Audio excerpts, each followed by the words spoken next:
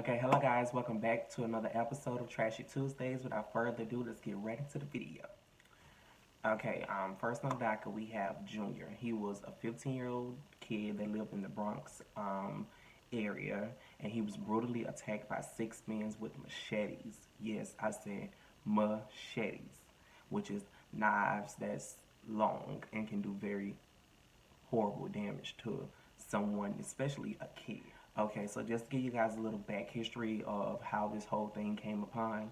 Okay, a couple of weeks back, it was this kid that looked similar to Junior who had posted a video of him recording his friend having sex with a girl, and he had posted it online, not knowing that the girl was a niece of a man that was involved in a gang affiliation.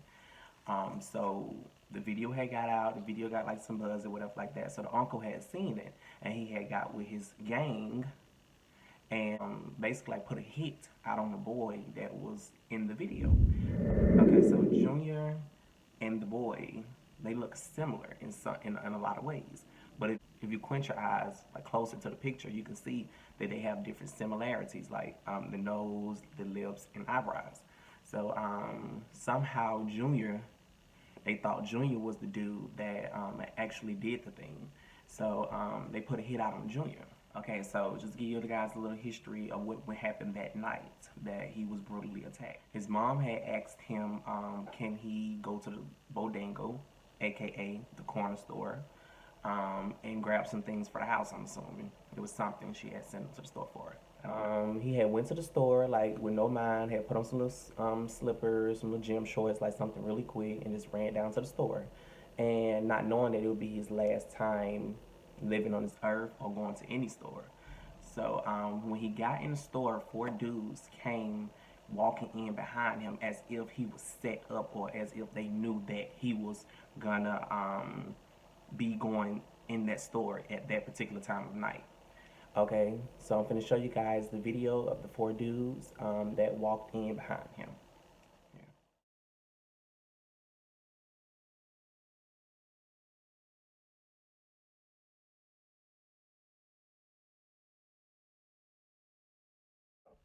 Okay, so as you guys can see in the video, the dudes walked in the store and they basically like yanked him up and like basically like tried to drag him out of the store. Now, while he was being dragged out of the store by the men, the store owners was not even helping him, period. Like they didn't call the police, they didn't try to stop it, they didn't try to tell the men like ask the men like what's going on, what are you about to do to him. They basically like walked behind, like they was walking behind the men while they were dragging Junior, as if they basically like just letting them go out the store. It's a very disgusting thing to see that our society wouldn't even help us out if we're in need in that type of way. You know what I'm saying? Like they didn't even bother to call the police. They didn't bother to do anything. They just basically like gave them to the killers basically.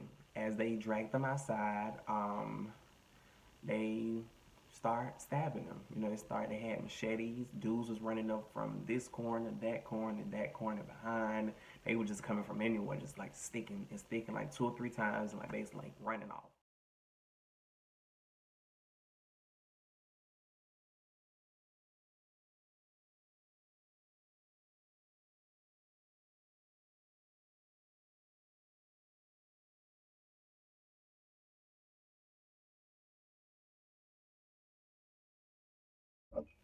Now, as all of this was going on, it's like multiple videos, the internet that surfaced, like it was like people from the buildings, like recording down on him, watching all of this going on. It was 2 nurses that was walking past that didn't even come back to check on him. They basically like ran off. Now, I'm not saying I expect people to jump in and actually try to physically help him, being that he's been being stabbed by multiple men at one time and large knives at that. I'm saying as a society, when you see something like that, I would have ran and I would have called the police to try to help him. Now, after all of that was going on, after they got done stabbing him, he tries to run back in the store, which the owners locked the door on him and didn't even let him come back in. So he turned around and he was trying to like tell people like, I was stabbed in my neck, but didn't no one help him. So it's just such a sad thing to see. So then he tried to run to the hospital, which is like 2 or 3 blocks down, down the street from the store. So he ended up not making it to the hospital. He ended up making it to like the front of the hospital where he collapsed and basically like bled to death. Now in this video that I'm about to show you guys, the 2 polices that was on duty and that was there when he was bleeding to death didn't even try to help him, didn't even try to go and get help, didn't even try to pick him up and carry him into the hospital. The only thing they kept asking was, what's going on, what's going on? You don't need to know what's going on. Only thing you need to know is that this young man who is 15 years old is bleeding to death, so he needs help. You can ask that later, but as of now, he needs to be helped by a doctor. Okay, so the videos that I've seen about this case is like so disturbing, to the fact that he basically did not have any help, none so whatever. And what makes it even more worse is to the fact that, to the point where he even tried to save his own life by running to the hospital himself, knowing that he was bleeding all over his body and he was in so much pain. But he still had enough courage to say, hey, I have to fight, I have to run to the hospital myself because no one is going to help me. So it's just such a sad thing to see. It literally brought tears to my eyes to see the footage and then just imagine what he was going through at that particular time of night. It's just such a sad thing to see.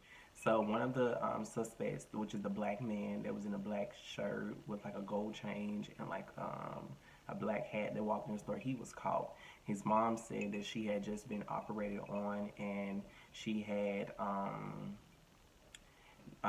found out about what he had did, so she had turned him in while he was going to try to flee to the Dominican Republic. Before he did that, she like turned him in, which is a good thing for her to do because, just right is right and wrong is wrong, as you will want someone else to do for your child if that happened to you. Okay, the footage that I'm about to show you guys is the girl's uncle who was in the video having sex with another boy. Her uncle, the one that had set up the whole Junior killing thing, and finally found who he was and when he Okay, and another thing I want to speak on, which is very sad, that society has trained us as people to be so quick to pull out our phones and record versus calling for help. Now, pulling out your phone and recording is a good thing in some cases because it transcends all over the world and it brings awareness to the case that we didn't know anything about at first. But you have to think about it. All that time it took to unlock your phone, to go to the camera, and to press record could have been the time that you could have been calling the police or calling the ambulance to get this person some help. You cannot be so quick to press record and not call for help. Like, it's just sad to see that that's what society has trained us as people to do, to be so quick to pull out our phones versus actually calling for help or actually putting our phones down and actually getting in there and trying to help the person that's in need. Okay, so next on the docket we have Triple S Tentacion. Okay, so TMZ had broke the story that Triple S Tentacion was gunned down leaving a motorcycle shop in Pompano Beach, Florida on Monday, June 18, 2018. The document says that as Triple S Tentacion was leaving to get into his vehicle, the SUV had pulled up like in front of his car to block him from pulling out. And that's when the gunman jumped out and then they did what they did. Now the footage that I'm about to show you guys is when after he was gunned down and he was still in the car and they was waiting on the ambulance to get there and people was recording. So I'm going to show you guys that part. And when you get back, we'll talk. Oh, man. Okay, so one arrest has been made for the killing of Triple S Tentacion. It's this man named Derek Williams. He was arrested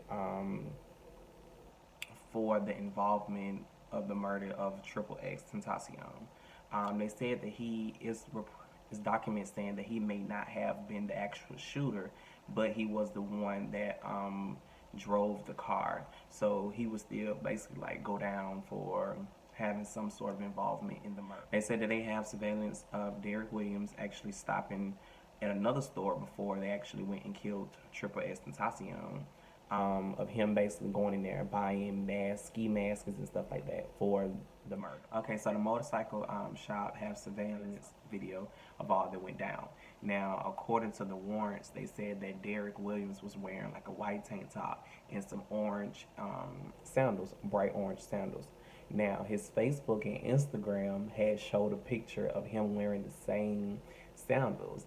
See, that's what I tell y'all niggas. Y'all gonna be out here, if y'all wanna be out here committing crimes and doing all this old stupid ass shit, at least protect yourself. Instagram and Facebook get y'all fucked up every time, and y'all stupid ass continue to fall for it over and over and over. If you're gonna be dumb, then you should not to be committing crimes, idiot. So that's what connected him easily to the case. Keep doing dumb shit. It gives people like me more shit to talk about. Okay, so the video I'm about to show you guys is when he actually was arrested. You have, which you are going to be held no bond at this point.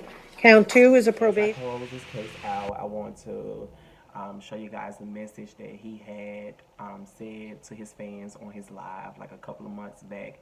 Basically insinuating like if he dies, he want at least 5 million kids to listen to his music and take something from it and turn it into something positive. It's the worst. I fucking die a tragic death or some shit and I'm not able to see out my dreams. I at least want to know that the kids perceived my message and were able to make something of themselves and able to take my message and use it and turn it into something positive.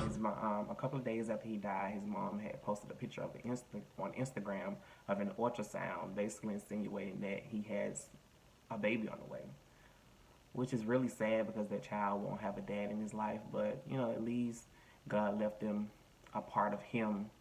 At least God left a part of him still on this earth.